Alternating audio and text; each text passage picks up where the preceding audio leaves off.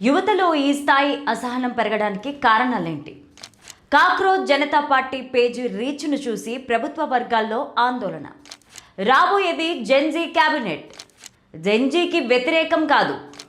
మంత్రులకు మోదీ సంబంధించిన 4 ప్రశ్నలు. కాక్రోచ్ పార్టీ సృష్టిస్తోన్న కల్లోలంతో కలత చెందిన ప్రభుత్వ అనుకూల వర్గాలు. యువత ఆలోచనలకు తగ్గట్టుగా మంత్రులు తమ పనితీరు మార్చుకోవాలని సీరియస్ వార్నింగ్. జెన్జెడ్ శైలికి అనుగుణంగా మారాలని కేంద్ర మంత్రులను ప్రధానమంత్రి నరేంద్ర మోదీ హెచ్చరించారు. లేకుంటే మార్పు తప్పదని హెచ్చరించారు. మంత్రివర్గ పునర్వ్యవస్థీకరణ ఆ దిశగానే ఉంటుందని సంకేతాలిచ్చారు. సోషల్ మీడియాలో ప్రస్తుతం ఒక వింతైన వినూత్నమైన డిజిటల్ యుద్ధం నడుస్తోంది. యువ విమర్శకులను ఉద్దేశించి సుప్రీంకోర్టు ప్రధాన న్యాయమూర్తి జస్టిస్ సూర్యకాంత్ చేసిన కాక్రోచ్ వ్యాఖ్యలకు నిరసనగా ఈ నెల 15న ట్విట్టర్ వేదికగా కాక్రోచ్ జనతా పార్టీ పెడుతున్నట్లు ఓ యువకుడు ప్రకటించిన విషయం తెలిసిందే. ఈ వ్యంగ్య పార్టీకి సోషల్ మీడియా వేదికగా విపరీతమైన ఫాలోయింగ్ పెరుగుతోంది. రోజు రోజుకు ఫాలోవర్ల సంఖ్య పెరుగుతూ ఉండడంతో కాక్రోచ్ పార్టీ దూసుకుపోతోంది. ప్రధాన రాజకీయాలకు మించిన ఫాలోయింగ్తో కాక్రోచ్ పార్టీ సరికొత్త రికార్డులు సృష్టిస్తోంది. అయితే ఈ కాక్రోచ్ పార్టీకి వ్యతిరేకంగా హిట్ జనతా పార్టీ పుట్టుకొచ్చింది. ఈ వీడియోని చివరి వరకు చూడండి. ప్లీజ్ లైక్ చేయండి, షేర్ చేయండి, అలాగే బెల్ బటన్ నొక్కి సబ్స్క్రైబ్ చేసుకొని స్కిప్ చేయకుండా ఎండింగ్ వరకు చూడండి. ఇక హెడ్లైన్స్ చూద్దామా? కాక్రోచ్ పార్టీ పేరిట యువత నిరసన స్వరాలు, మీమ్స్, రీల్స్. 18 నుంచి 30 ఏళ్ల మధ్య ఉన్న వారికి బీజేపీ అంటే వ్యతిరేకత. ప్రభుత్వ వర్గాలు హిట్ జనతా పార్టీని ఏర్పాటు చేసి కౌంటర్ అటాక్. ఇక స్టోరీలోకి వెళ్తే, కాక్రోచ్ జనతా పార్టీ వారం రోజులుగా బాగా ట్రెండ్ అవుతోన్న అంశం. ముఖ్యంగా జెన్జీ ఈ ఉద్యమాన్ని భుజానికెత్తుకుంది. ప్రభుత్వాలను, వ్యవస్థలను ప్రశ్నించింది. అయితే దీని ప్రభావం ఏంటో తెలియదు కానీ ప్రధానమంత్రి కూడా జెన్జీ మంత్రివర్గం రాబోతోందని సంకేతాలిచ్చారు. నేటి తరంలో మమేకం కావాలని మంత్రులకు సూచించారు. సోషల్ మీడియా ద్వారా వారి ఆలోచనలను పసిగట్టాలని క్లాస్ తీసుకున్నారు.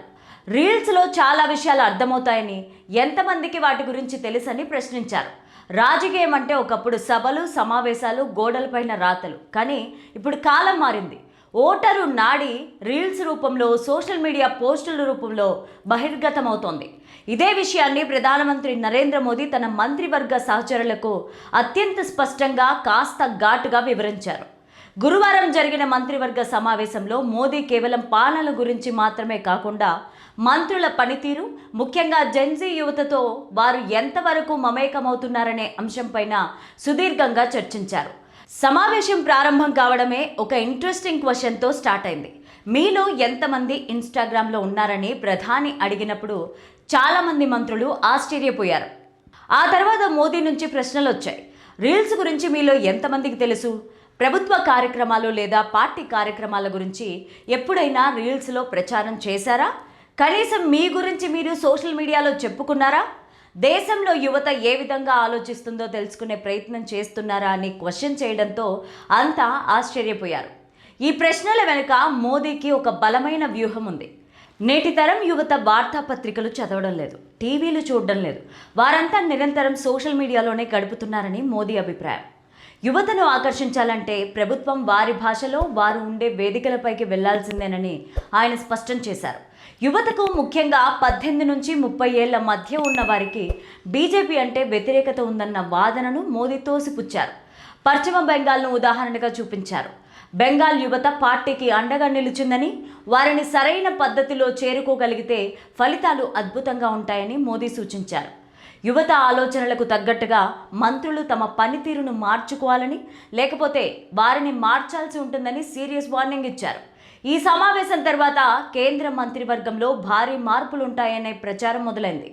పనితీరు ఆధారంగా కొందరికి పదవోన్నతులు, మరికొందరికి ఉద్వాసన తప్పకపోదని సమాచారం. ఈసారి కేబినెట్ విస్తరణలో జేడీయూ, టీడీపీ వంటి మిత్రపక్షాలకు అదనపు శాఖలు కేటాయించే ఛాన్స్ ఉంది.